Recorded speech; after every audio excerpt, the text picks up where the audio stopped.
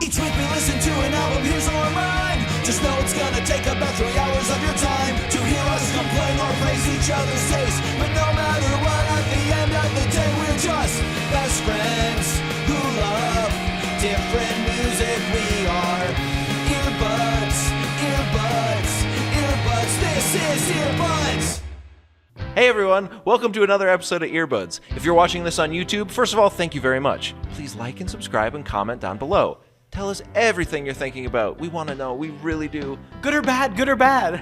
And if you don't want to watch it on YouTube, but you think that's your only option, no. Find us on all podcast platforms and follow us there. You can download the audio-only episodes and listen to them on your way to freaking work, baby. Oh my God! This is Earbuds.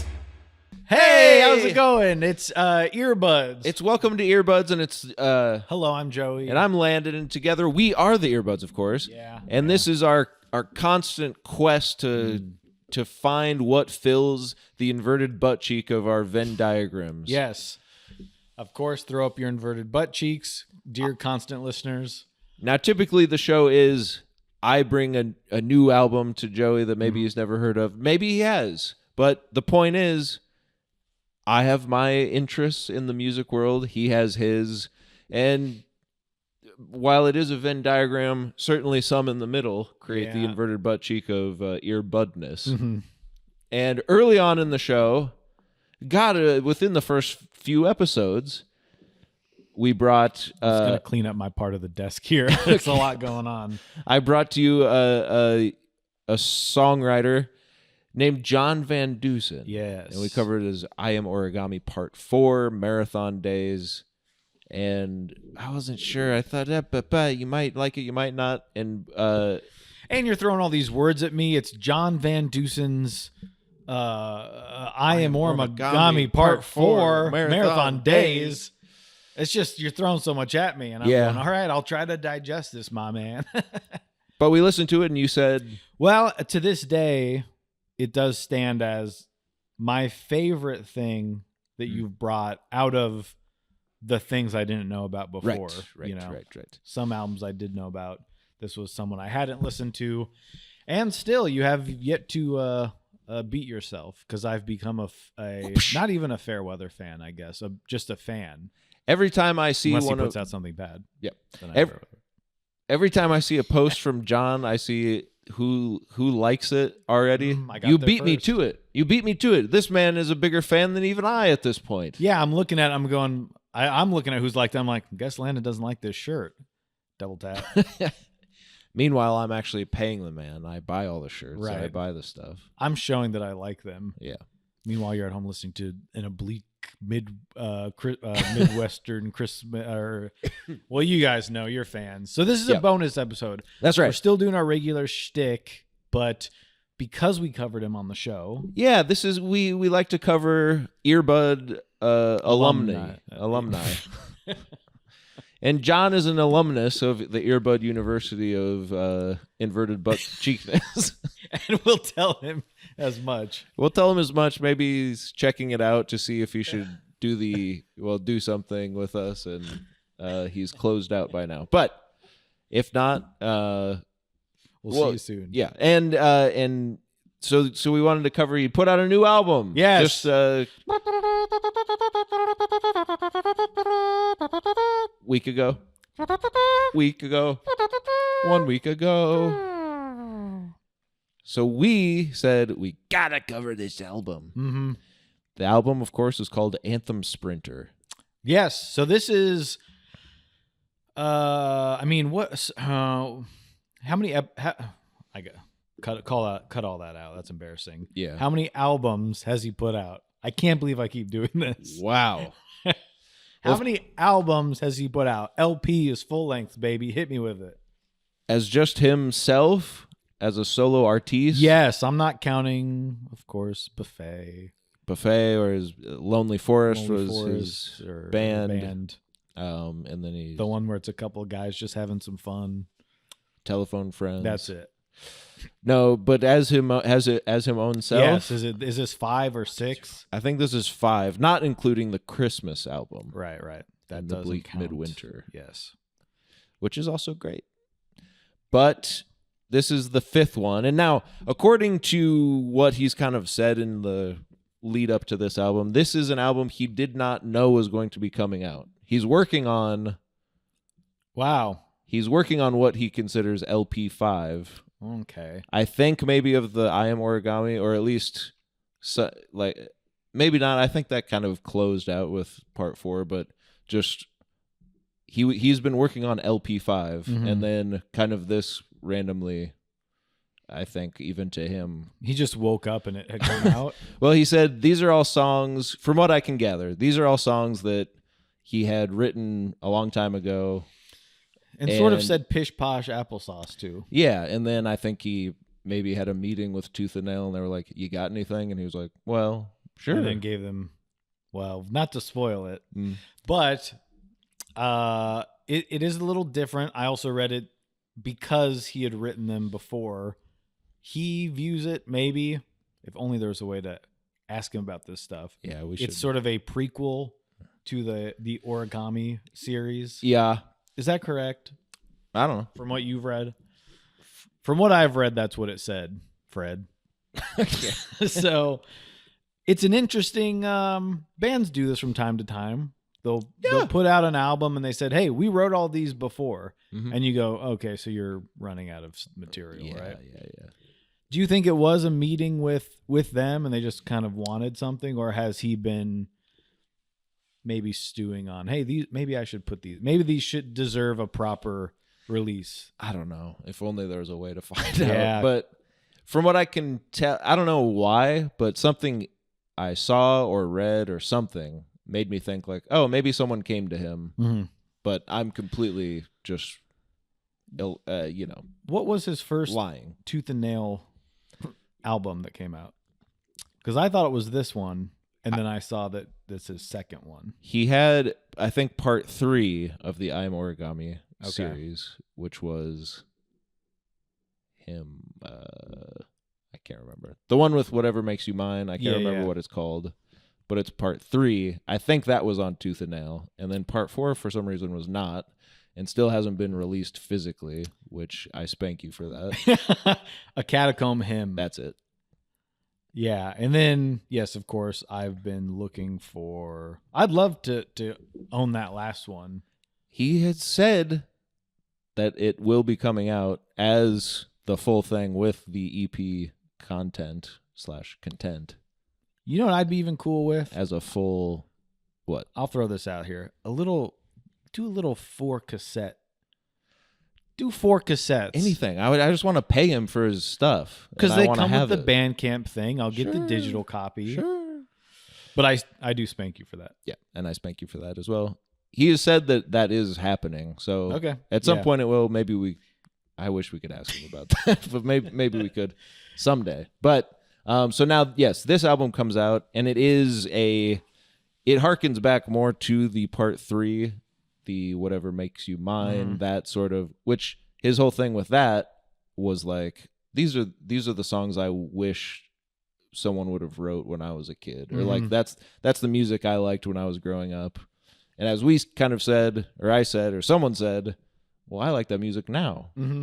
You can make it now. You can do and he did, and it's awesome. And then similarly, this album is kind of like the chaotic youth, like that's kind of some of the thematic elements, and sonically of like that sort of punky, is that punky power poppy sort of just rock, kind of just cool rock album. Yeah. And then he did that, and now we're going to talk about it. So yeah, what else can we say? Because we don't know much, but we're going to check it out here and just give you a quick rundown of the goods. And thanks for coming along. And this is Earbuds. And all other JVD heads out there, smash the like and subscribe button. Give us a comment. Yeah. How now, Spirit? And we hit play.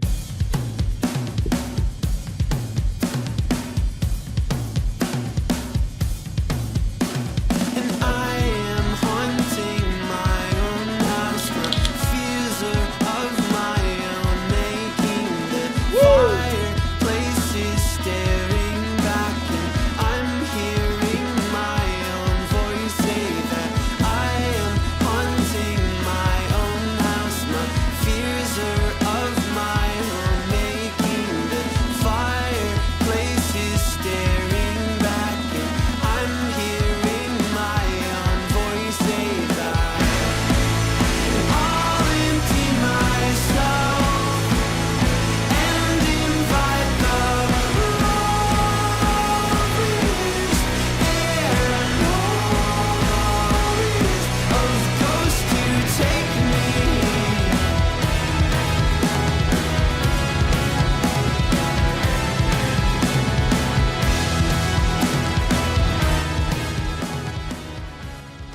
How now, Spirit? How now, indeed. I could have done like a How Now, Brown Cow sort of thing. That would have been crap. Seems hack at this point. Yeah, you don't hack. Whoa, I got a How Now, Spirit on Jesus Freak Hideout. There's a question mark on there. Hmm? Is there a question mark on yours? On my Jesus on your music Freak? player? Nope. No. I'm not seeing that on Apple Music. Oh, yeah. How now, Spirit? How now, Spirit? Mm-hmm. Interesting. We'll have to. If only we could ask him about that. Landon. Yeah. First song on the album. I'm sure you listened to some of the. Oh, actually, no, it doesn't. Okay. I'm sure you listened to some of the singles. I did, but now I will say this. He put the last track of the album out as a single, and I said, all right, I'm not doing it. I'm not listening to the last song on the album as a single. We've talked about this before. You can't put the finale out because that's a sacred little spot on the album. That's the big one. Even, I'll say this, there's a band I listen to, they put out the single, and then I go and I see, and it's the second to last, and I was like, brother, that's the second the big penultimate one. And they said, we know what that means. So I saw that he did release that before the album, and I said, but I did listen to the other ones. Well, I got tricked because there was, I think, 3 out. Yeah. And I was like, I'll check these 2 out. And then I just kept listening to it. Yeah. And I'm like, what is this one's, well, no spoilers, but I said, this one's great. And I went and looked at my phone and it was the last. Yeah. And I was like, John. But outside of that, this is your first, this is the intro of the album. Because this one was not released beforehand. So I can't wait because let's go back. Let's go back to part 3, Whatever Makes You Mine. That still one of the best songs I've ever heard. Yeah, and that was my introduction to him and his music, and it stands as one of the great songs ever. But then you look at even part 1 and part 2, but part 1. Okay, we'll slow down. Yeah, the first song. Always on Fire from part 1. Great opening track. Part 4, Oh Sweetest Name. Yeah. Incredible opening track. So I'm excited because this man puts out a great track 1 to put you in the mindset of what you're getting. And buddy, I think he did it again. Yeah. It's a shorty little song, and this album is kind of a short little album. I was surprised. I mean, you get done with it and you go, "Oh, I could throw that on again." I've only made it to the world's largest truck stop. I've got a couple more hours on my journey. I can reload. I'm gonna reload that and let's hear it again. I'm haunting my own house. It is the lyrics are sort of a intro song, almost like a mantra. Yeah, I am haunted. Yeah, the verse stays the same. That he's kind of saying over this. I'm haunting my own house. My fears are my own making. The fireplace is staring back, and I'm hearing my own voice say that I am haunting my own house. And he's just the way that whatever notes, the way he sings. How do I say this? The way he sings. His voice is good. Is good. Yeah. The way he sings is good. Yeah. It just doesn't sound like other bands I listen to. No. It does. Like there's a simplicity to it that I appreciate. But still, the way he just puts it together. Yeah. Yeah, this is great. It's a simple idea, but in that, there's so much we can learn.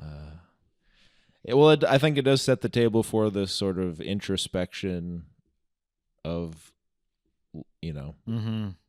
realizing my fears are my own making.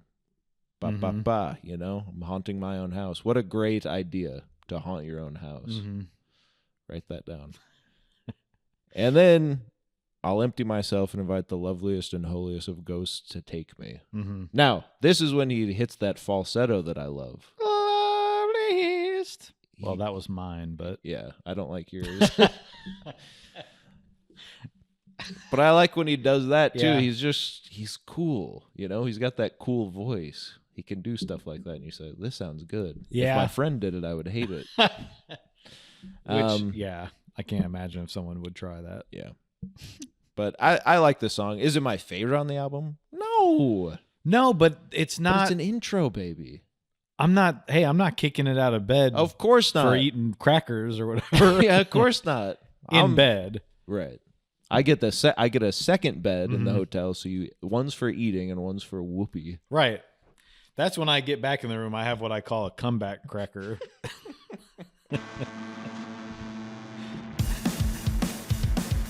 Oh!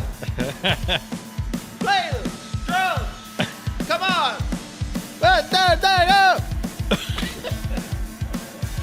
Keep playing it!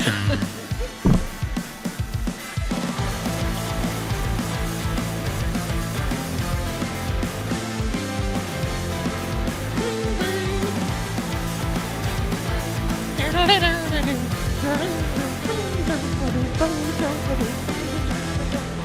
bet I'm not the one you want. You are. I bet I'm not strong enough. You are. I'm afraid of what you'd think if you really knew me. Hey, whatever. You're fine, man. Get close enough to see my heart. Yeah. Close enough to test my strength. Will you turn on me? No. Never. 'Cause I wanna know you.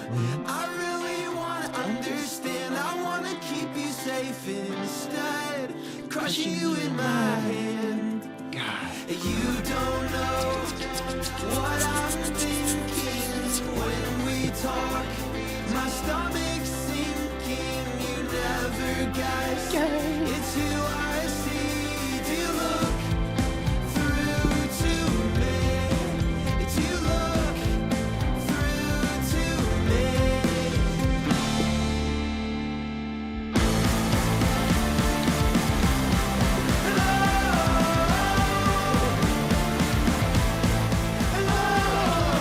Let's go. It builds a little. We'll just get a taste of that sort of. Okay, I said it builds, but it gets slower first. It changes a little.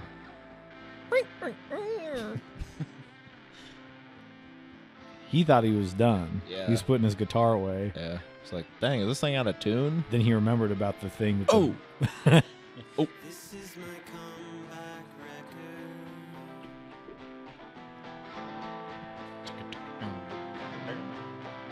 This is my comeback record.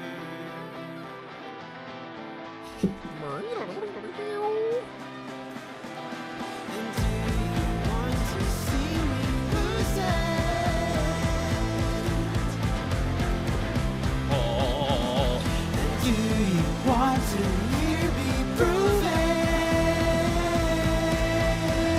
Our monitor's off. I can't see myself. This is my comeback record.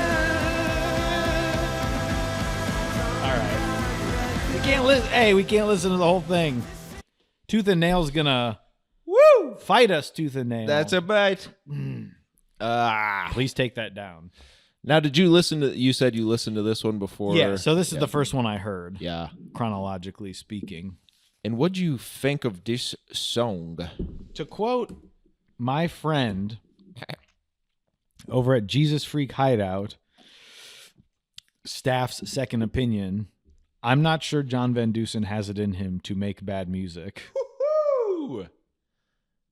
I mean, you gave me part 4. Mm? Listen to part 3. I haven't gone as deep as you have with all his stuff. I I'm know. still getting into it. You're a Fairweather fan. Yes. And I said, I don't, because if I even hear that he made a bad song on one of those other albums. I'm not listening. But knowing at least part 4 pretty well, Chop. 3 pretty well after that, and this, I go, this is what I like. Yeah, this is awesome. This is awesome.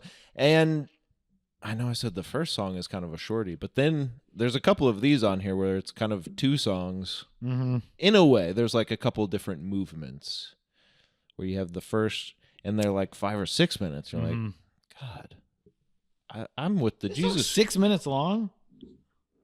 Yeah, I didn't even dude. think about that. Yeah, it dude. seems like It just 2 rips. minutes. It rips so hard at at the front, and then it does slow down. And I kind of want to ask him about this someday, if I ever could, where I think there are these sort of motifs through this and some of the Telephone Friends stuff where it's kind of a point of emphasis to just jam for a little bit, where I feel like maybe the other stuff like part 3 was sort of the pop punk album, part 1 was sort of the pop album. Maybe I haven't spent as much time with part 2. Part 2. Yeah. Part 4 is kind of the indie pop rock album or whatever.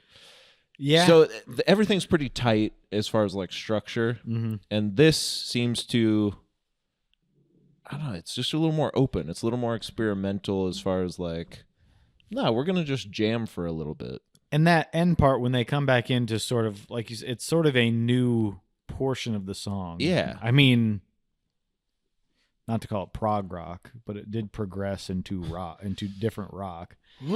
But you hear the instrument still kind of coming back in, even as he's singing, as if it's live. Do you know what his typical production might look like for an album? No, but I hope someday to ask him. Because in my head, I'm thinking, is he just doing this at home? Because I knew that they were kind of...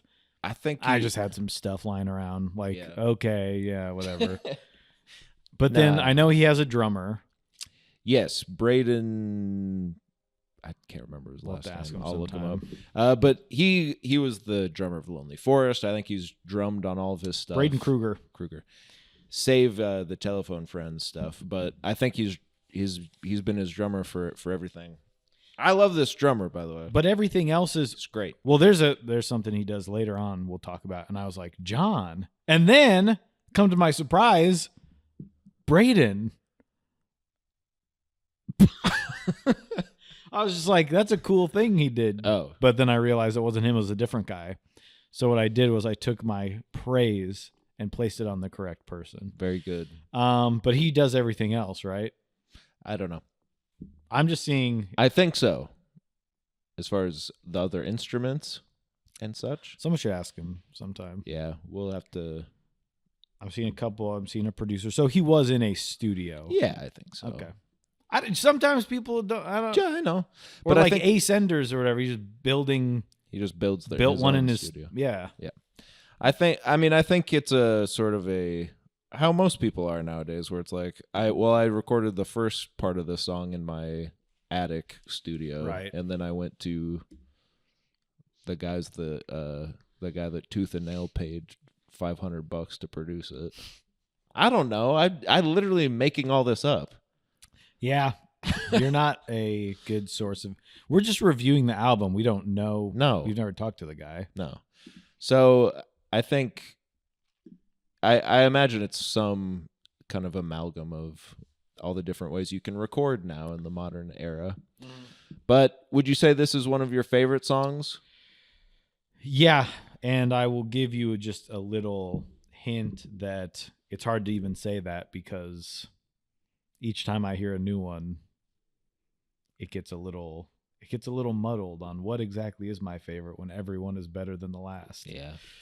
But I heard you were kind of slurring your speech while you were talking about him, and I think we should try to finish this episode quickly before you fade away. I open up my hands. See, I like this. I pry away fingers, forget the plan.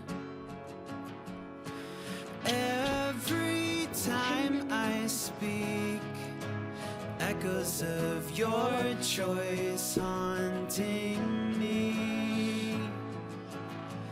'Cause I can tell you've made up your mind. Still I try to catch you before you fade away. John! If it's easy to love me, then stay another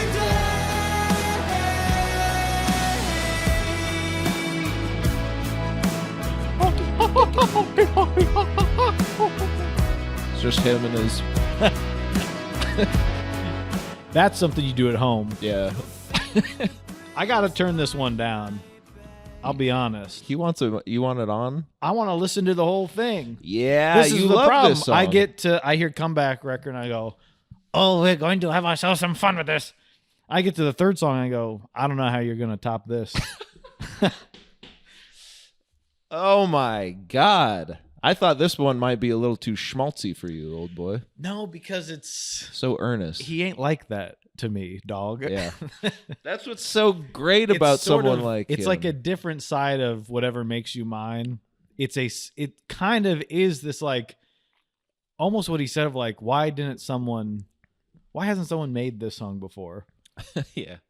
I try to catch you before you fade away. If it's easy to love me, then stay another day. And in that falsetto you love, but it's the way it opens up. It starts with the piano, and I go, all right, yeah, I'm gonna hear you out. And then it opens up into this almost sort of like 90s rock. It's like a Third Eye Blind sort of song, or I don't know. Is a very 90s feel of like you could hear this on the radio when you were a kid and be like, this is good. This is good stuff. Yeah. And your parents are like, shh. Turn it up. Yeah. On the way to soccer practice. Yeah. No, I think so. It is sort of the sort of quintessential kind of power ballad thing, but done in a way it's still just. And it's not doing anything crazy like musically, or like it's pretty straightforward. Like, start kind of slow with the pianos and even the orchestral sort of. But God, it all just comes together to be like, yeah, yeah, that's great. And it does. It sends a little chill down your spine. And pleading. It's easy to love me, then stay another day. We were listening to this with my wife. With my wife, I wasn't there. No. My wife and I were listening to it, and it got to the chorus, and she was like, "He really put his whole heart into this." I was like, "Yeah." Me and my girlfriend. We were listening to this without you. But we were driving somewhere and to the gas station. Anyway, world's largest truck stop. Yes, something was said that's good, but I shan't spoil it. Whoa! But the main thing is she was like, "This is good." To this song? To this one came on and it was sort of like, "This is that John Van Deusen guy." You're like, "Yeah, it is." Yeah. And then you both somehow know all the words and take your hands off the steering wheel. Before you fade away. The book's left unfinished, the words unread, your spirit in my home, a rambling memo off your phone. Sort of a Bo Burnhamism. A shrine to grace you couldn't seem to find. And then he does, as we know, something I like. He changes it up at the end there. Yeah. Where just a simple change. It could be easy to love me if you stayed another day. Yeah.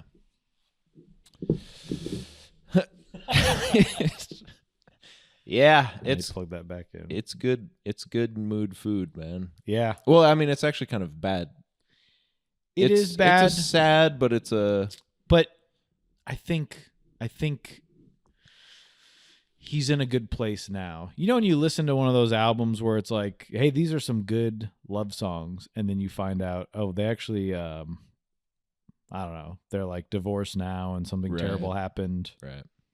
I feel like this is an opposite, because we know these came before what was to come with his next albums. Well, I think this in particular, because I think they made like a little promo video for this for when it was, I believe it's about sort of a friend taking their life.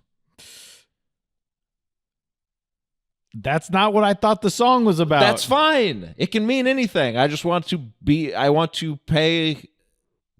You're gonna have to cut out where I said everything went well after this song.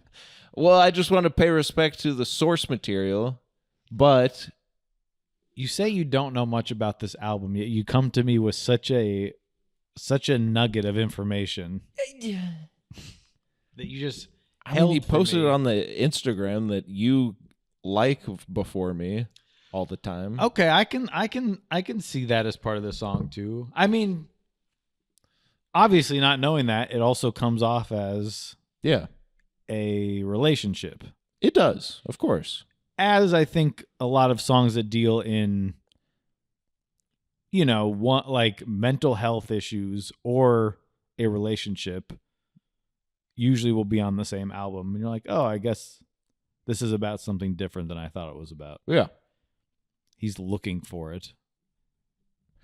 Before You Fade Away is about the slow and difficult process of losing someone. Initially, it was about losing someone to depression and other mental health struggles, but now when I hear it, I can't help but feel like it's also about my own prodigal son experience. It took me a long time to make my way back home. Whichever side of the story you're on, I hope you connect with it too. So maybe I read into that a little too much, losing someone to depression and other mental health struggles. I mean, I think that's... But prodigal son situation, sort of it, like that kind of is different too, isn't it? So I wonder whose point of view this would be from. Yeah, God.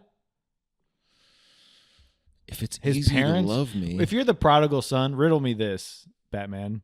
If you're the prodigal son, is that now a reference to you and your faith? Or is it like you're still coming back to your parents? I think, it could be anything, dude.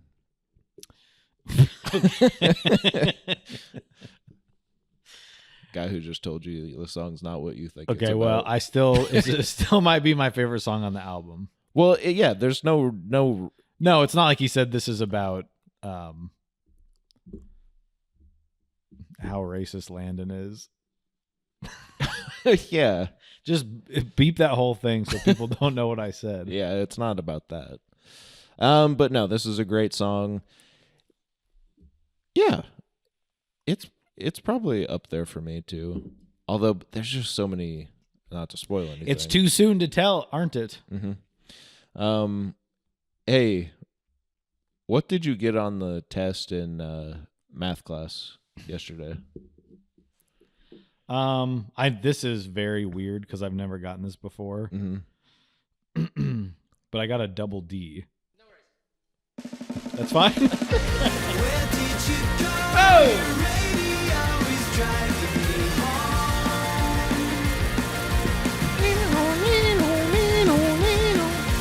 Where did you go? Your radio is driving me home. Stop the car, you have gone too far. Boom, boom, boom. You passed my house 10 minutes ago. Hey, turn around! You're clearly tripping in some fifth dimension, caught up in some kind of strange retention. Where did you go? Your radio is driving me home. Where did you go? Your radio is driving me home. This one's a shorty. This one's a shorty. Let me go to check this out. There we go.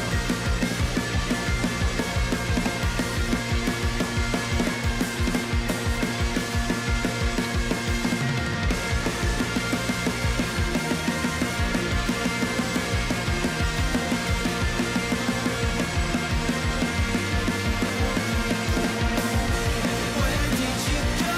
Your radio is driving. That was a drum part. That was what Sort of you- these like single stroke snare pops. Yeah. Yeah, it's awesome. As he's doing something else. Yeah. What the hell's going on? It's awesome. I love it. And it's, I'd love to ask him someday how, if there is, because they're old friends at this point, he and the drummer, and I do feel like there is a sort of cohesion with the drum part and the music. It's almost melodious, his drum parts. It's part of the melody. Mm-hmm. And I just wonder how they come up with, like, does he tell him, like, hey, what if you did this? Or if it is like, you know, like any good band. Well, I mean, there are good bands that do it other ways, but how I think it should be done, where you're just jamming and and he trusts him, and he goes pop pop pop pop pop pop pop, and then maybe that leads him to do something he didn't think about. Yeah, or he's doing sort of the guitar part, right. And he's like, oh, why don't I kind of match that with a I could imagine that he's got, and if only there's a way to ask him, but if he's crafting these songs, maybe there's some rough sketch. Maybe he has programmed something of like, yeah, I was thinking something like this, but it's also such a clear, you listen to the last song into this sort of feedback driven sort of, let's just go crazy. He says that, and his drummer's like, he kind of gives him that look like, you son of a bitch, you know, you dirty bastard. And then he just lets him cook. And then he's ka ka ka ka ka ka ka ka ka ka, and he's like ding ding ding ding ding ding ding ding. Yeah, that's awesome. This is a good little. It's almost mid-album already. In a way, yeah. Where did the time go? And where did you go? Your radio is driving me home. Mm-hmm. Now this is just simply a kind of the chaotic youth sort of thing that I was mentioning before. Stop the car. We've gone too far. We passed my house 10 minutes ago. Rolled a joint, ditched the others quickly. It was shifty. Now I'm tired and you won't open your mouth. Headed south. What you on about? Mm-hmm. It's kind of all just, you know. Emotions are high. There's a quite a what do you call that when you're like you're a teen? Yeah, I don't know. Actually. Adolescence. Yeah, I don't know. Cut that part out too. DD, of course. You suppose it's the typical what DD stands for is now. Double D is the one of the Ed and Eddie that you weren't sure was a guy or a girl. Right, the one with the what I thought was hair, but it is a hat. Yeah, right, black hat. And they suggest that something under it is insane, but they never show you. But I think DD in this sense is a designated driver. Yes. Oh. Okay. Where did you go? Your radio is driving me home. He's kind of rolled his joint. He's kind of, you know, we've gone too far. Now, is it a metaphorical designated driver? Could be. He's not taking this DD is not taking him where he needs to go in this chaotic adolescence. But and they're gone. Your Your radio's driving me home. I'm just listening to the music and we're going. All of a sudden, we're 10 minutes past my house. Yeah. You're in some sort of mood. Yeah. Some sort of, what do you call it? Like teenagers have when the emotions. Hormones. Hormones. The hormones are raging. Yeah. Right? Yeah. You're just like, what the heck? What even is this? Right? Mm. Or it's maybe all the weed. Yeah. I'm not even touching that. That's just sick. But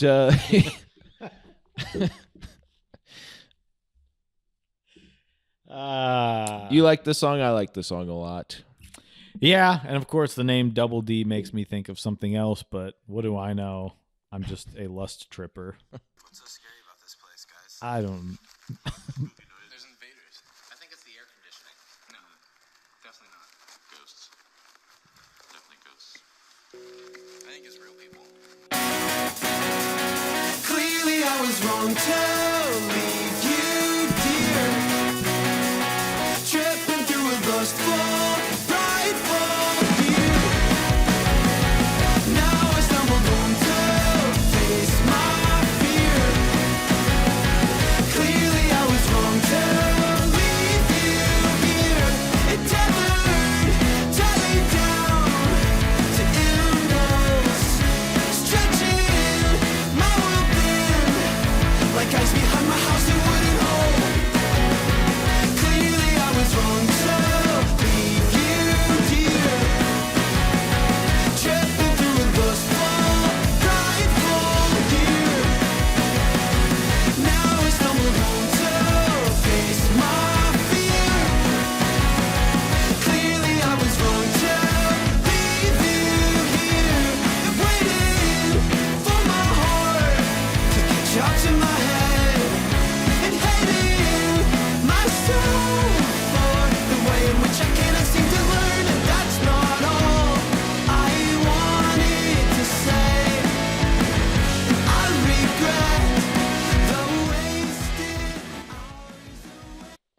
Okay.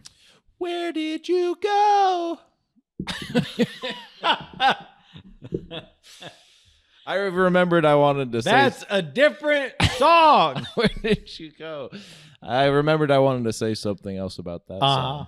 But well, hey, you got the floor, my man. no, just at the end of it, it kind of goes into like a synthy halftime chorus. Yeah, it does. You want to hear that? Nah, it's fine. But I just like that. Yeah, me too. Okay. I forgot. Yeah, me too. Album came out a week ago. What do you want me to do? Yeah. Keep everything in my head? I think this touches on Lust Tripper, of course. Yeah. Some stuff we've discussed with him, right? Yeah. I mean, first of all, he's tripping. We talked about that nasty, nasty joint he was sucking on in the last song. Yeah, and his friend was tripping through some fifth dimension. Now he's tripping through a lustful, prideful year. These guys need to just maybe grab a pair of crutches so they can stay upright. No, but it was a lustful, prideful year, and it was a mistake, right? Yep. Stumbled home to face his fears. Clearly, I was wrong to leave you here. Yeah, I mean, you kind of get it, right? Yeah, I read the lyrics. Waiting for my heart to catch up to my head and hating myself for the way in which I cannot seem to learn, and that's not all I wanted to say. I regret the wasted hours away. I don't think that's exactly correct, but God, I don't know if the Jesus freak guy has waiting for my heart to catch up to my head and hating myself for the way in which I cannot seem to learn. And that's not all I wanted to say. I regret the wasted hours away. Yeah, I guess Apple Music is also wrong. Well, maybe it's right. I don't know. Just seems like weird. Woo! What do you think of the sound of the... I feel like this is kind of a...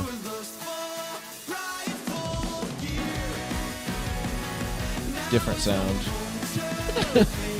It sure is, Bobbert. It sure is.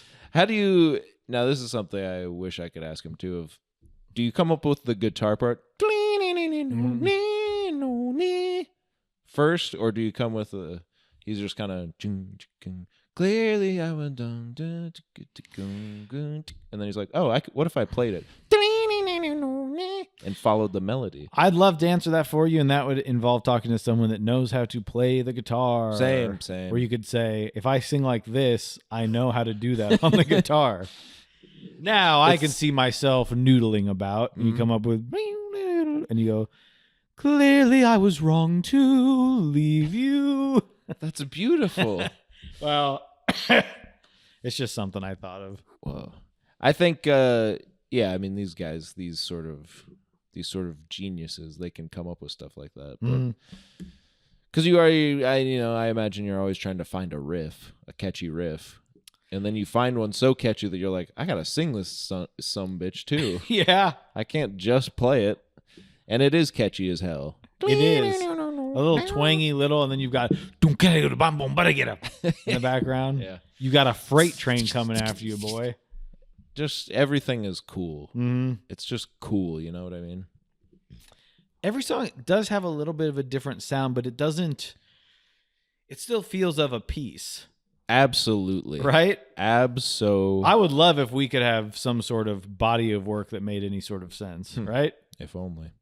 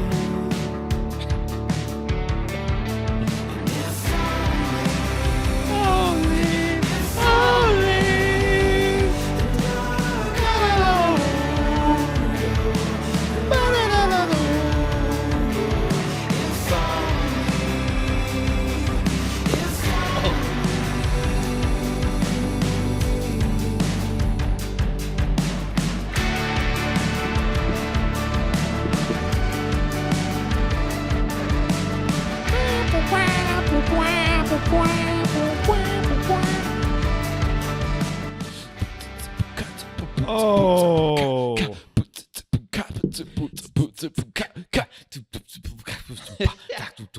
I mean, this guy could drum his way into a genius convention. Now do that for 3.5 minutes, and he starts sweating. He's Like, how the hell did I do this again? well, for him, it's nothing. It's water off a monkey's back. Yeah, he's just... Yeah, you do it a certain amount of times and it doesn't take any thought. But it's an interesting drum part, isn't it? Because he's not doing just a... He's doing like... I don't know what he's doing. I can't figure it out. His hi-hat's doing something different from his...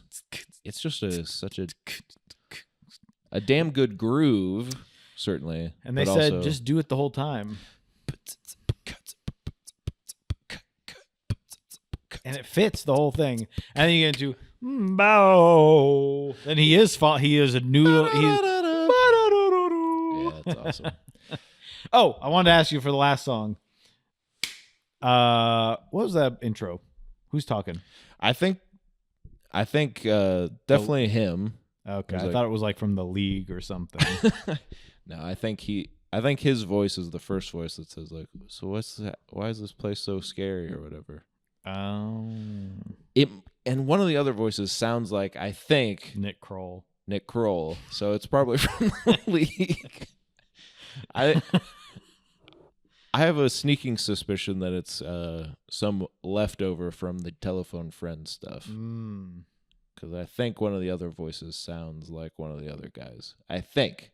Now, I don't know. Could be from an episode of The League. What's so scary about this place, guys? That's his voice. There's invaders. I think it's the air conditioning. No, definitely not. Ghosts. Definitely ghosts. Who's that? Goes. Definitely goes. I think that's Mulder. You don't think that's one of the Duplass brothers? Yeah, but not the one that's on The League. Crap. Foiled again. Yeah. Only Mulder can solve this. I think it's... Well, we love If Only, don't we, folks? I love If Only. It's one of those where you're like, it just builds. Mm-hmm. Every little new layer that comes in, even the beginning, the sort of affected drum. But then when the real drums come in, you're like, oh! Mm-hmm. And the bass part is cool. And then he comes in and he says, and I am shallow. And you're like, oh! Don't dive in. You're better off staying home and reading. Too cold, you'll get sick. If only I You're could better off know. staying home and sleeping. I am icy. Dangerously. Mm-hmm. I mean, this is a good song. I love this song, Joey. Yeah. It's kind of one of those sleeper ones where you're like, it doesn't come to mind immediately when you're thinking of the album. Right. And you go, he probably wouldn't play this live, but then when he does, it's an absolute vibotronic situation. Because you hear that, and you're just like, no, he's not. And then the delay's turned all the way up, and he's like, and you're just like, ah! But before he does that, he's like, thank you, Des Moines. The echo's already on. So Maybe a little really hint where we'd like him to come. Thank you, Des Moines. He's talking about something. If you guys give it up one more time for who's someone he likes, who's someone he'd take on the road with him. Captain Tennille. Give it up for Captain Tennille. Everyone's like two guys are like, because you don't know what's going on. Yeah, he can't quite. But yeah, I would love if he played this song or any song in my humble little state. Yes. It's great. Yeah. I don't know. I don't have too much. It is, again, I think this whole album is sort of him, the sort of introspection of a person who's not quite happy with himself. Yeah. And this is all of that. He's being self-deprecating, any love. Indeed. I am too sharp. Blood will run. You're better off alone with your cat. If only I could know. Mm-hmm. What? What could he? If only he could know what. If only I could know. It's an interesting It's chorus, even. It is, and it's open to. It's just. I mean, I could think of. I think I know, but I don't even want to share it with you because it's for me and me only. I've got a couple ideas, and I mainly don't want to share them. A, because I could be wrong, and B, because I was completely wrong about a whole other song earlier. So why would I even know what this one's about? Someone saying, "If only I could know." I think it's sort of if only I could know what it's like to not be like that. Yeah, or if only I could know. If only I was self-aware, almost. If only I knew that I was like this. Mm-hmm. I mean, and he is saying like I know that I am, but that's the song talking, baby. Yeah. He's saying if only I knew this, but it's like, but you do, because you are the song, baby. Mm-hmm. I like that. I think that's accurate completely. Mm-hmm. Hey, quick question. Yeah. Why do you love me? And Landon? I can see you circling thin. I'm afraid I'll stumble in. Will you come and save me? Even if I already know it's gonna be great. I'm the one to blame for this. Yeah. Blatant game of hit or miss. Even if you remain faithful, I forget. Oh, why do you love me? It's never that easy. Oh, why do you love me? I don't understand. Oh, why do you love me? It's never that easy. Get up! Oh, why do you love me? I don't understand.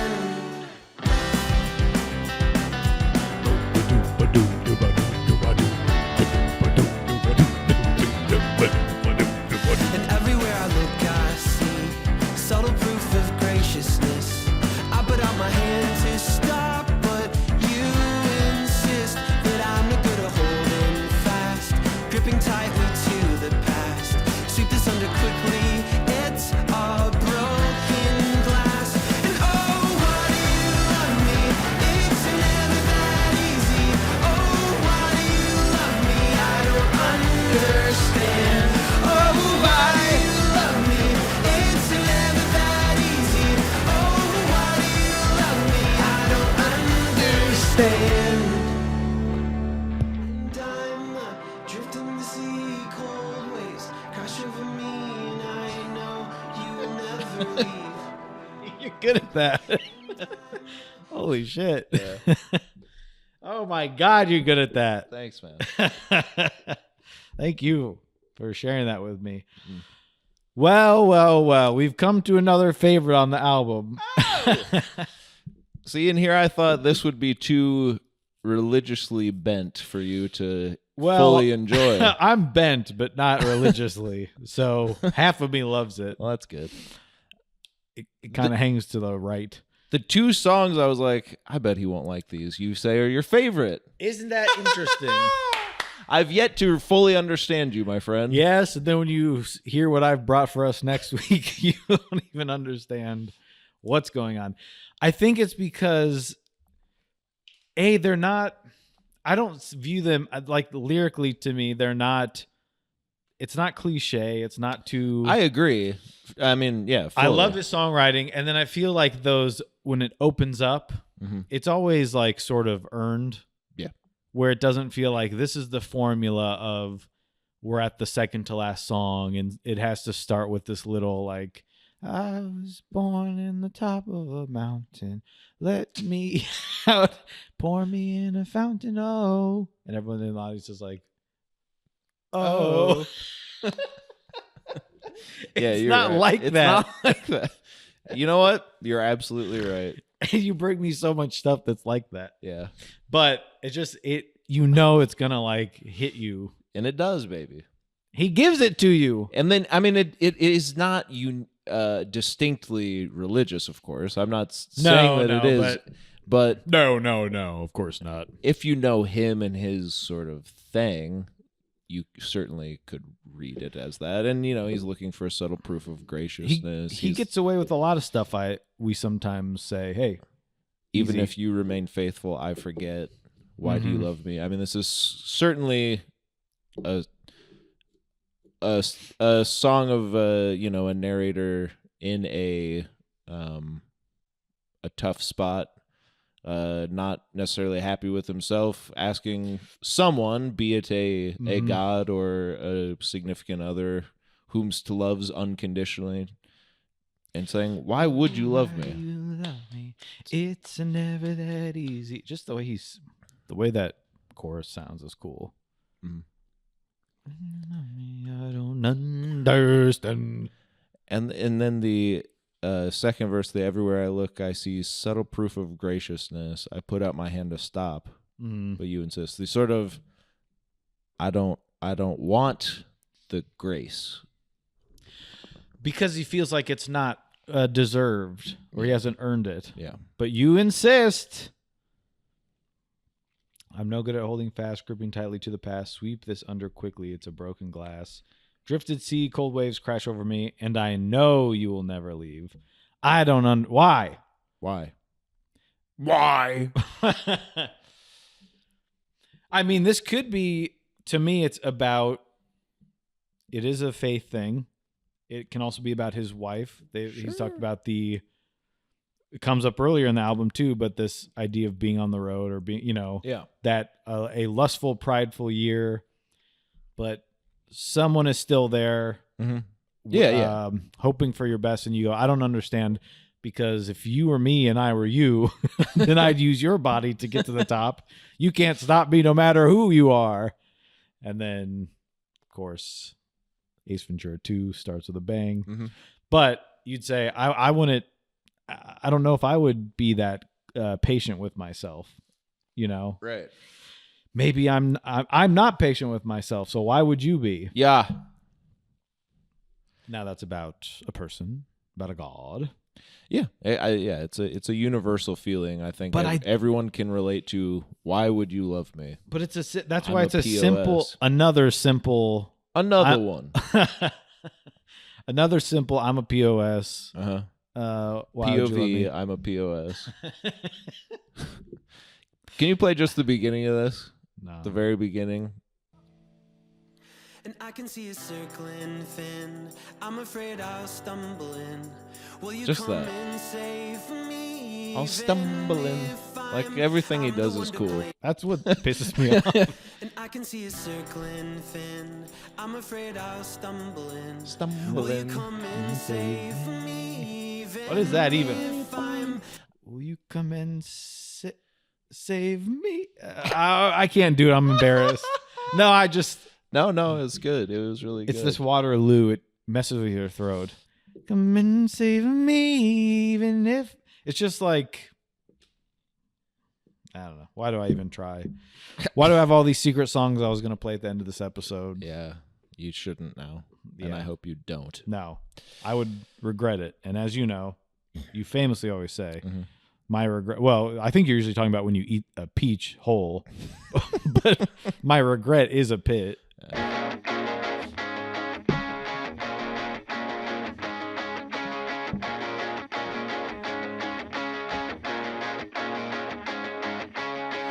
I'm gonna make it rain all year.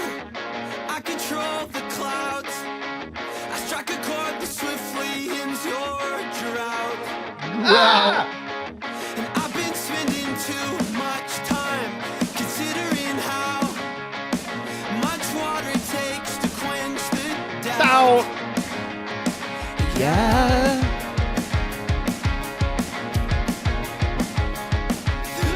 And I've been laying awake and figuring out where I went wrong, implementing bigger words, bigger songs.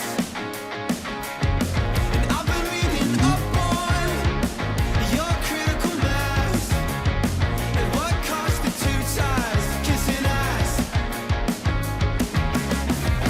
And what am I waiting for? A ghosting apparition. The rosary on my door won't save me from this flood, but I am almost ready. I am almost ready to drown. I am almost ready. I am almost ready to drown.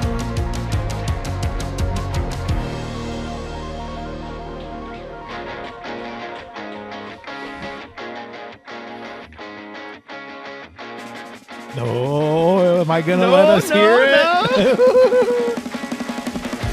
All right. Come on. Play just a little more.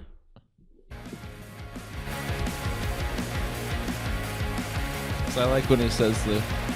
All right. And my regret is the pit. That's all. You come and jump, I swear it's worth it. I've never heard him sing like this before. Me neither. He's kind of got a growl to his little growl. Yeah, they stripped this song back even. It's stripped back. It's him, and then you've got that, what I call the signature Braden snare at this point. Yeah. Just coming in, then he's got his this boom ba. My regret is a bit.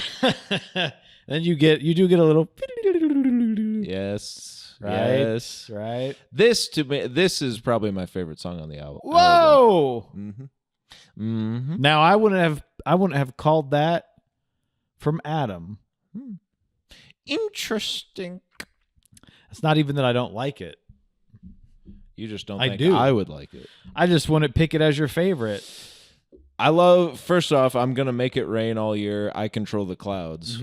Interesting timing considering 70 plus million of our population thinks that you can do that. Right, and that people are doing it all the time to make it seem like global warming's real. Yeah. So just interesting. I'm not... Beep all that out, too. But I just... It's such a... What a crazy thing to say. Not them. Okay. Cool. In this, I'm going to make it rain all year. I control the clouds. I strike a chord that swiftly ends your drought. Damn, that's cool. Yeah. I've been spending too much time considering how much water it takes to quench the doubt. And then later he says, what am I waiting for? A ghost? An apparition? The rosary on my door won't save me from this flood. I'm almost ready to drown. How much water? He's spending too much time considering how much water it takes to quench the doubt, and he's ready for a damn flood, baby. So much doubt. And he says at the end, it's funny that I fought the urge to. It's funny that I fought the urge to give up on life instead of seeing the beauty in the light. Where you're focusing your energy on the wrong, just trying to survive instead of seeing why. And maybe you wouldn't have to fight so hard if you saw what you were fighting for. Yeah. Well, isn't that interesting? And it is the sort of, because he's always, again, I invoke the name of another great John, in my opinion, John Foreman. The sort of, if you're looking at it through a faith lens, the doubt of your faith, this sort of pre-chorus of, what am I waiting for? A ghost, an apparition? The rosary on my door won't save me from this flood. Of like, even that, you're just laying awake. I've been laying awake figuring out where I went wrong. Just all of these sort of things that rise and rise and rise until you're completely flooded, baby, and nothing's going to save you from the flood of doubt. But then why do you continue to believe? Right? Now there's a ticket I'd like to go see. JVD opening for Switchfoot, and then Could you imagine? Sublime or whatever the hell they've been doing recently. Some strange ticket. Weird bills, baby. But could you imagine JVD, JF, we call him J4. Yeah. And then they both come back out. And what if, and Matt Thiessen, they all do an acoustic set. Why do you love me? It's never that easy. That's John Foreman. That's a... They all do a John Van Deusen song. Yeah. And then, yeah. Or they do Deathbed. And we talk to all of them. Yeah. That would be ideal. We could do it at the Ideal. Yeah, in Cedar Rapids, Iowa. Interesting. A place where shows are that maybe... just something for someone to think about out there if we ever talk to them. Well, my regret is a pit. What can I say? You love this song. It's not my favorite on the album. My regret is a pit. I don't know, man. Track 3. Come and jump. I swear it's worth it. Stop talking. Stop whispering in my ear. And even this song, First of all. even this song, I think at the end they just kind of rock out for a while. Yeah. God, if only we could hear that. Oh, yeah. Oh, yeah. This is why I just love this song for so many reasons. Go back More? to the second chorus. Yeah. Here. Listen to this drum. This whole section of drumming. Then be quiet.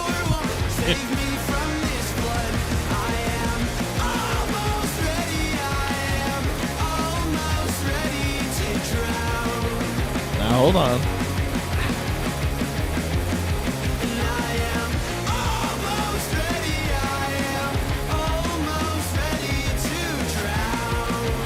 Back into that. Now listen to this.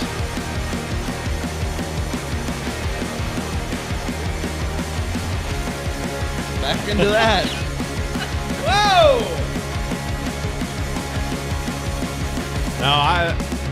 Yeah. Now the flood. The flood's coming to He's take like, you. put your arms around one another.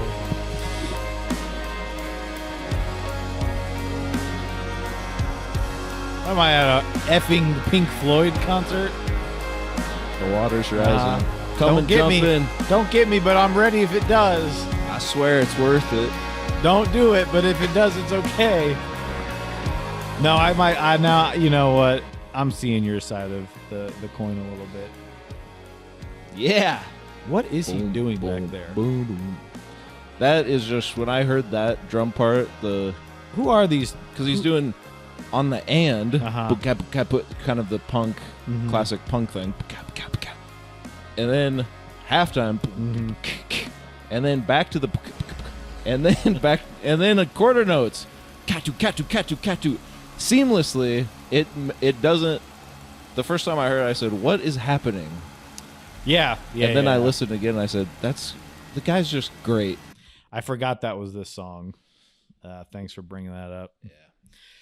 It's a little secret. These two guys where'd they come from? I wish I had a best friend that I've known Yeah, for I'll have to years, work on that we could create something awesome together all the time. Yeah, because you're always talking about, I'm getting my drum set this weekend. And then it's like a couple months, this weekend I'm going to go get it. Yeah. Like, I wonder how that other guy would feel if you did do that. But it is funny that that's how songs are written too. It's one guy going, and then I'll go puka puka puka, but then it's daku daku daku, but then it's da dum ka dum pa dum ka dum da da da katu katu katu tu katu katu tu katu ka, and you're going do no da da bum bum do bo da da da pa, Yeah. and then scrant da da da da. Dearly beloved, are you listening? Well, I love that song. Yeah, me too. One of my favorites. Maybe is it my favorite? Yeah. Okay. Well, should we do a lunch break soon? Yeah. What are you wanting? Well, obviously meat.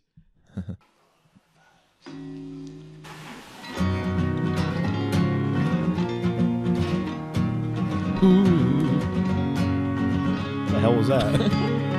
Somewhere over the rainbow, way up high. That Hawaiian guy? Yeah. And I walked over and knocked on your door. I think you were in the room where she died. I brought you food that enemy made. I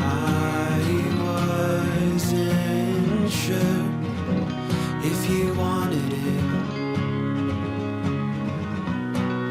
You were so sad, and rightfully so. Death is a gluttonous mouth.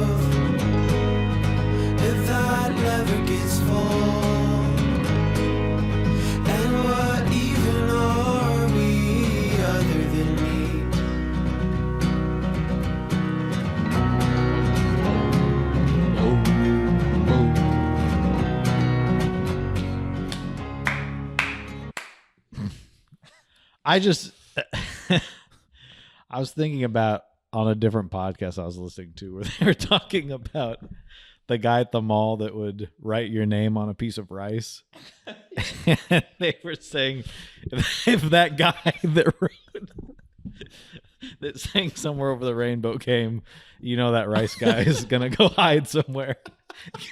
He's got the longest name. Long name.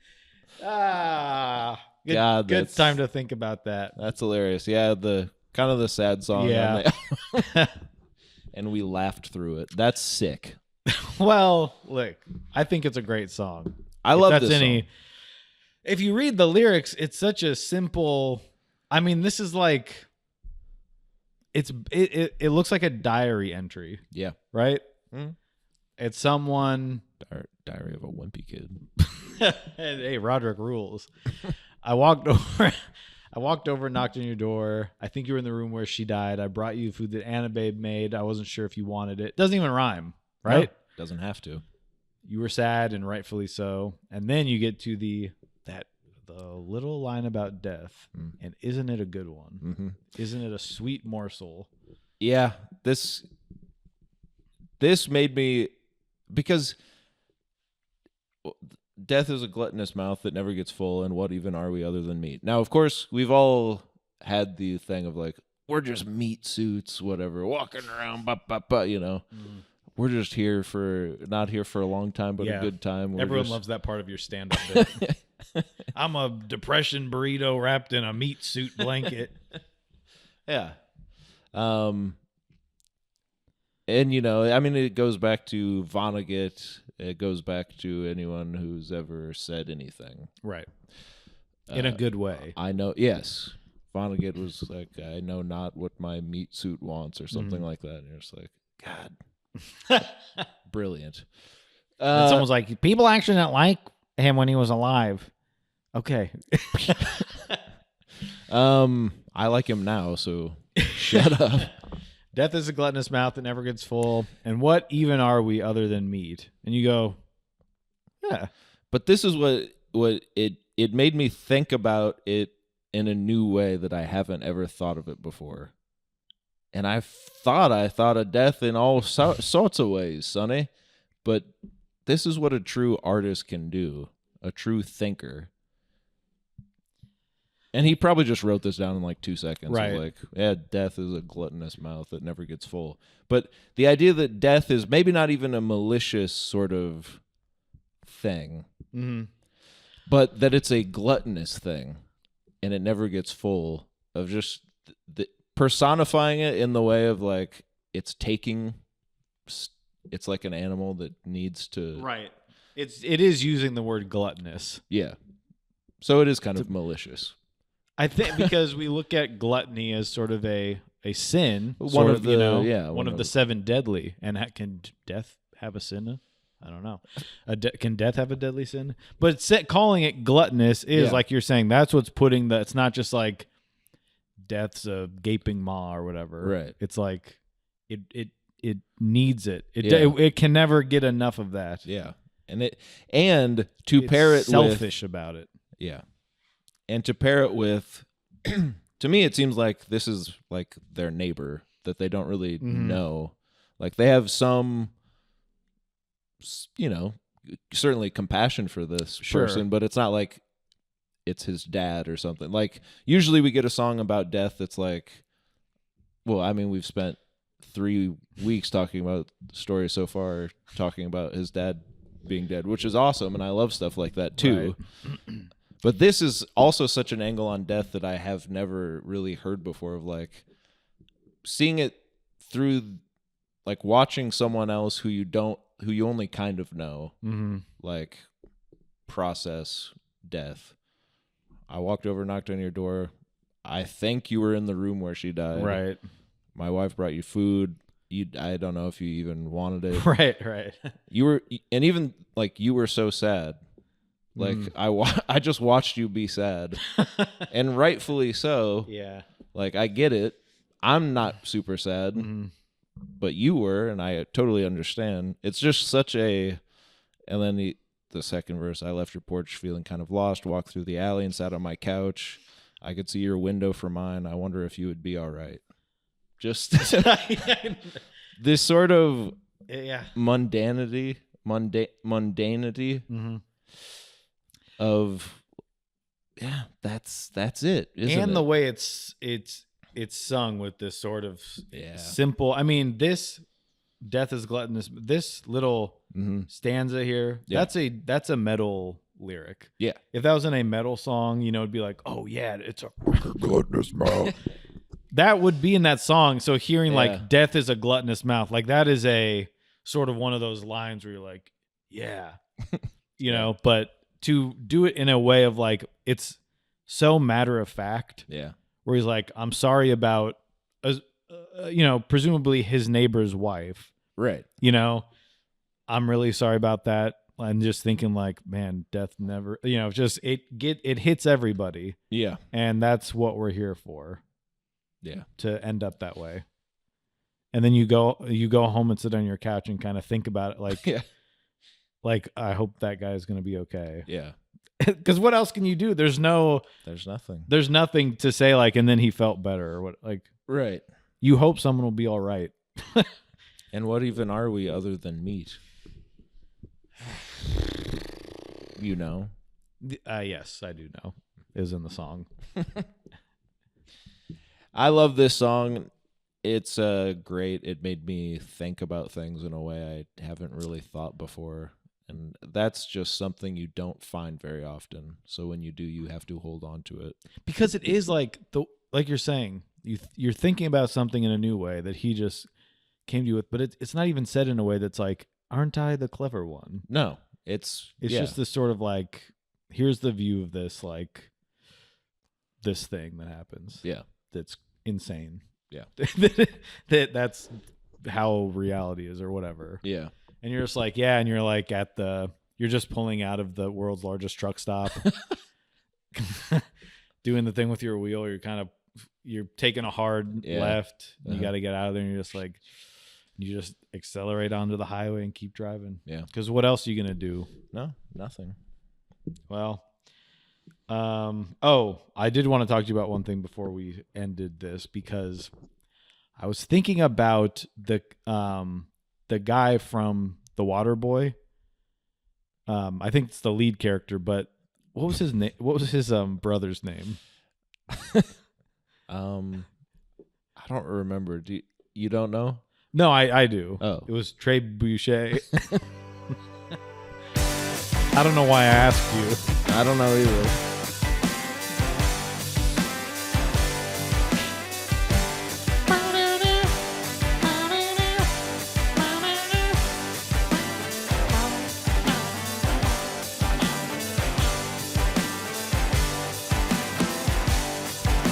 You guys have been awesome, Des Moines.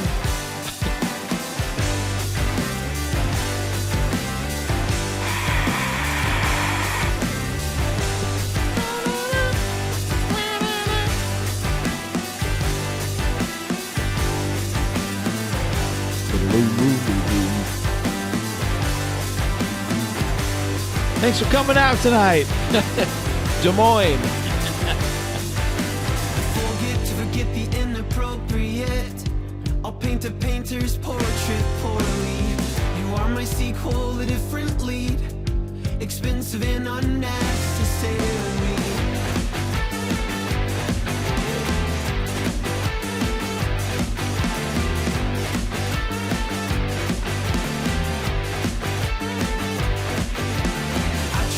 Try to disassociate, detach and reconfigure most of it. Dreaming you're sleeping in a different bed, leaving my fingerprints on all my dead. Yeah!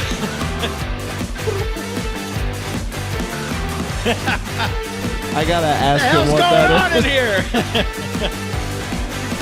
If it's brazen with that turn you on, I'm off. If time and space is what you need, I'm sweet. If it's brazen with that turn you on, I'm off. If time and space is what you need, I'm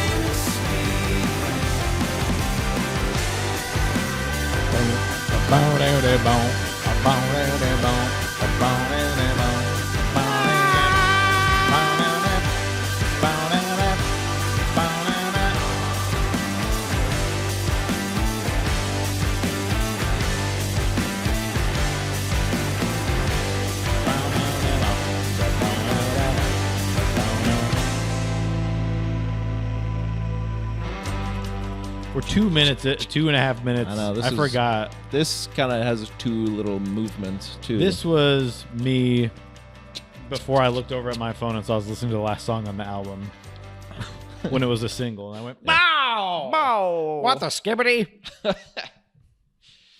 Oh my god! Yeah.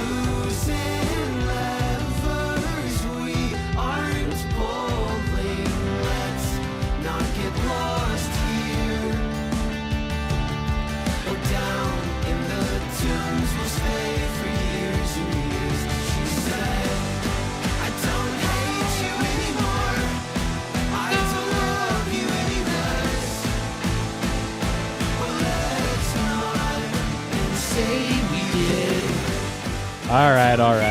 You guys have been good, but we cannot play the whole thing. Golly. A trebuchet is a type of catapult that uses a rotating arm with a sling attachment to the tip to launch projectiles, a common powerful siege engine until the advent of gunpowder. Yeah, I mean, you're in my head. You're an orc, and you're putting a big piece of rubble in that thing and swinging it. And they're like, "Orcs, get down! Another one." Peter Jackson's like, "It was great having a cameo by Mr. DJ Khaled." You got anything Is else that how about you the say song? trebuchet? Oh, trebuchet. Trebuchet, you don't need no foosball. That's a high quality John Van Deusen song. There's nothing for me here, she said. Yeah. Doesn't it feel like he's kind of also leading us back through the album a little bit? You feel like we've reached the end, and then you get back to sort of those the "Why Do You Love Me" sort of stuff, sort of the if I'm am I looking at the right song? I can't even find anything I'm looking for. Go ahead. If I'm something. If it's brains and wit that turn you on, I'm off. Yes. If time and space is what you need, I'm speed. Yes. Thank you. He's having a little bit of wit Yes. and fun with himself, isn't he? Yes. These are humorless vibrations, youthful lust, hallucinations. I'm just like, hey, come on, man. Why would I want to give of myself to you? You could spend energy chasing men in Mhm. suits. The sun is facing west. It's a sign, dear. There's nothing here for me, she said. I don't hate you anymore. I don't love you any less. Let's not say we did. Just going to read all of it. Yeah. I'm not, actually. I like that when it gets to, this is the lesson of the century. Don't waste your youth on hollow memories. Mm-hmm. Nostalgia culture. Yeah. Makes you sick. That's why we have that's A whole podcast about it. yeah. No, we're fighting that. No, we're saying, hey, you can listen to music whenever you want. Yeah, baby. It's not a nostalgia thing. Maybe sometimes it is. Yeah. But no, this is awesome. That's a great I mean, I was interested though in sort of the last statement we get on the album is this is the lesson of the century. Don't waste your youth on hollow memories. Mm-hmm. What you trying to say, bruv? I feel like that wasn't something that's touched on the rest of the album. Right. And it's not like a concept album. Please don't No. write in. But it's sort of a, final statement of the album is Yeah, I think don't look back with those glasses that are quite rose-colored indeed. mm-hmm. Well, and I think if you go back to the previous little thing, I'm afraid that we're missing clues and levers we aren't pulling. Mm-hmm. Let's not get lost here, or down in the tombs we'll stay for years and years. The sort of let's not. I think it's more so of like, let's not hold on to the past. Yeah, kill it if you must. I'll give you my favorite line from this, because the one that maybe, unless I find another one or you say something and I go, oh yeah, that. The one that made me think the most is right up top there. Yeah. I'll paint a painter's portrait poorly. Yeah.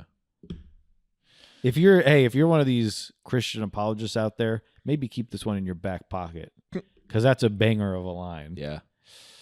I'll paint a painter. It was just like, that's about God to me. You're talking about, or for him.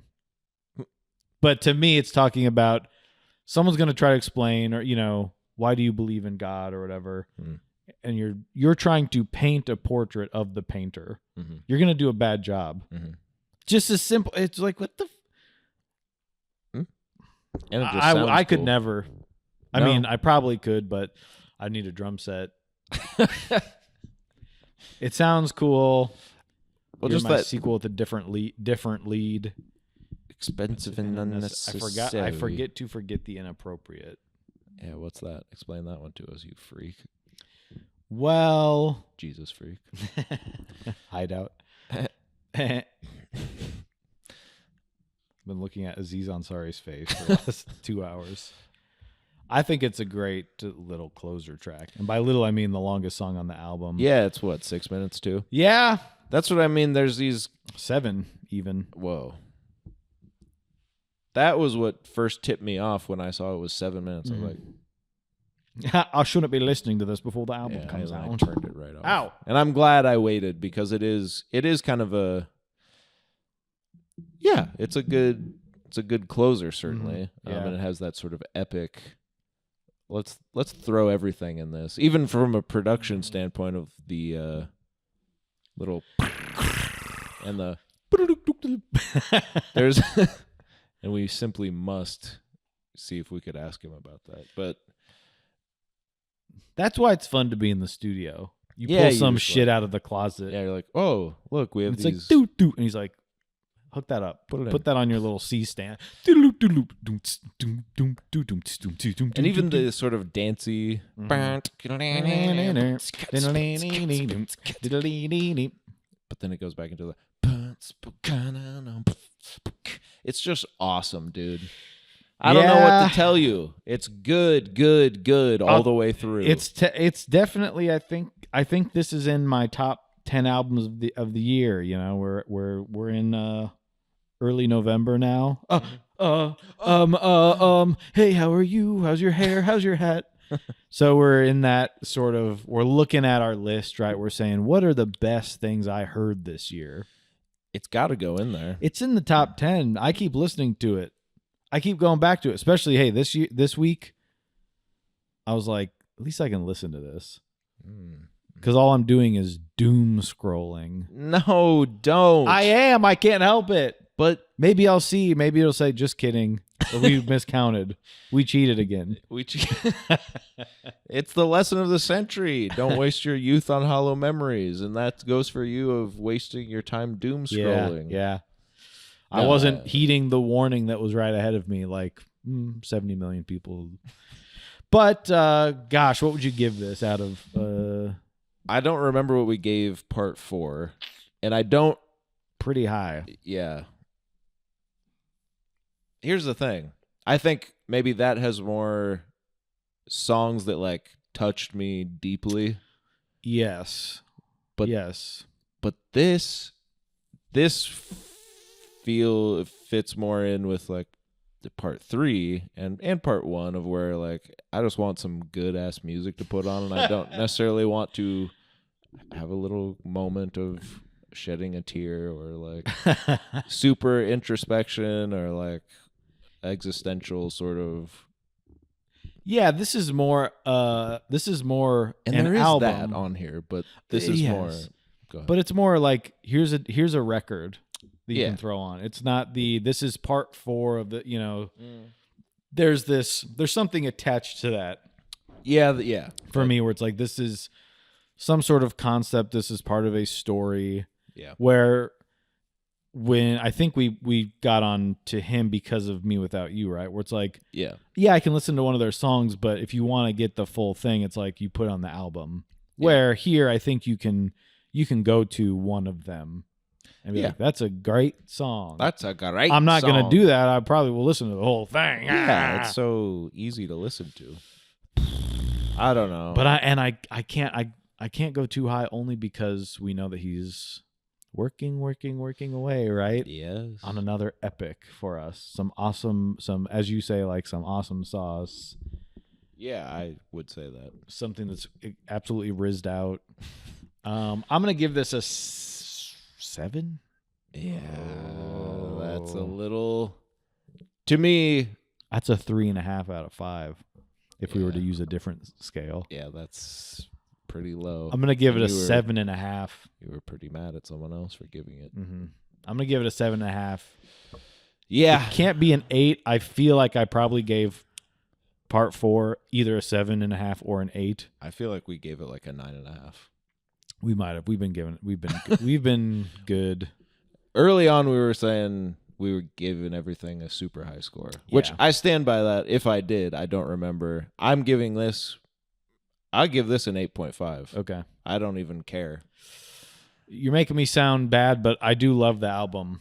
I just I'm leaving myself some room. I feel like I've been hitting the same level everywhere. So I understand, but it is one like the guy on there said.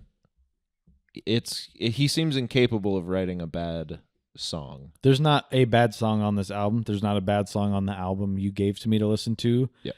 There's not a bad song on the album when I went against what we say we'll do and not listen to his other stuff. Yep. And then I hear one of the best songs I've ever heard off of part 3. Mm-hmm. Yeah, it's just- And it's everything that I want in music. Every time he's up to bat, he knocks it out of the damned park. I say, so I can't give it any lower. They said their favorite songs Before You Fade Away too. Huh. Blends the two ends of the spectrum. I like. I don't know who this guy is. Scott Freiberger. Wow. First of all, tasty last name. I gotta Suddenly say, I'm hungry. 2 favorites, of course. But yeah, Well, maybe you should do a show with him. maybe I will. At least he'll give it a proper rating out of 5 instead of out of 10. Well, we love John, and hopefully We love someday we John. get to tell him that to his face. We love him. We appreciate everything he does. Don't we? Yeah. We should head out to the island sometime. Yeah, I would love to. Not to like be weird about it. No, Like just- go like, hey, we knew you lived here. I'm with how much he talks about it. But I'm it's always like- God, it seems awesome. Yeah. I want to go see the waterways and Yeah. we don't have stuff like that here. No trees. No. So that's this week's bonus episode. Please check it out. Please check out everything else that Mr. JVD has done. You will not be disappointed. There's not. Nope. Landon made a fan out of me. Hmm? Quite a good one indeed. And if you hit up the episodes before or after this, you'll get kind of on track with where we are in our little journey of who Certainly. likes what. Certainly. Yeah. Well, And maybe look for a special little episode we hope. coming next week. Just maybe this is the one time I might say you might want to hit that notification bell or whatever. Yeah. Because if you like this, but you say, like some people say, those guys have bad opinions, but they're funny. Or some people say, I like your guys' opinions, but I can't stand listening to you. You don't want to subscribe necessarily. Yeah. Hit that little bell, see what's coming out next, and you might like it. You just might. Well, Bye. bye. Each week we listen to an album, here's our mind. Just know it's gonna take about 3 hours of your time to hear us complain or praise each other's taste. But